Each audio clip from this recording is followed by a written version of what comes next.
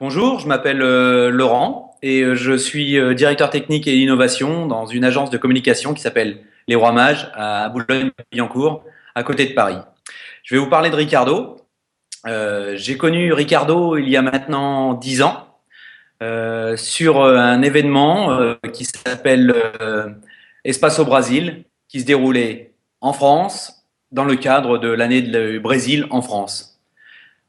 On a créé un événement avec une société de production brésilienne qui s'appelait D+3, dirigée par Marcia Braga. Pendant 3 mois, cet événement accueillait des Brésiliens venus de tous les endroits du Brésil, des chanteurs, des danseurs. On a organisé des concerts, on a créé une galerie d'art éphémère. Et Ricardo était embauché par la société de production brésilienne pour immortaliser cet événement qui a duré 3 mois. Pendant 3 mois, on a pu faire connaissance plus longuement.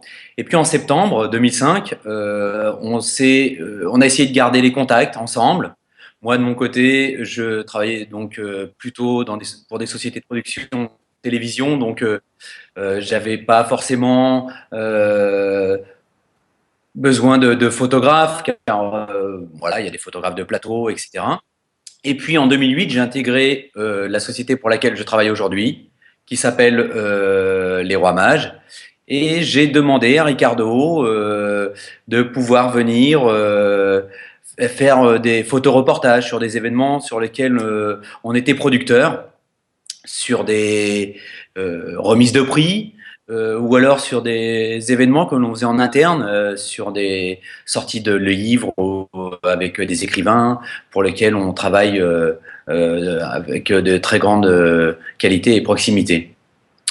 Dernièrement, je suis allé au Brésil, à Rio, pour visiter cette belle ville. Et j'en suis revenu avec plein d'images, bien sûr, parce que c'est juste magnifique. Et puis j'ai surtout compris d'où venait la jovialité de Ricardo, son sourire permanent, son côté carioca, que j'adore. Aujourd'hui, ça fait donc presque 10 ans que je peux dire que nous sommes amis maintenant. Et j'ai jamais rencontré un photographe avec cette sensibilité, cette côté jovial mais très professionnel dans tout ce qu'il entreprenait, la perfection toujours, même pour un petit événement, mais bon, il n'y a pas de petit événement, mais pour quelque chose d'insignifiant, il va toujours regarder le détail, la composition de ces images. On fait de l'événement d'entreprise. Même la composition de l'image est très importante pour lui. Et donc, l'exposition qu'il organise à partir du début avril au Cloître des Billettes est juste hallucinante. Il m'a bien sûr montré les photos, quelques photos, parce qu'il garde aussi cette partie secrète. Quelques photos, je ne connais pas toute la collection, vraiment tout ce qu'il va exposer, mais les peu de photos que j'ai vues sont juste magnifiques, quoi, dans la composition, dans les couleurs, et surtout dans la qualité du traitement du sujet sur lequel il a travaillé pendant longtemps, pendant plusieurs années.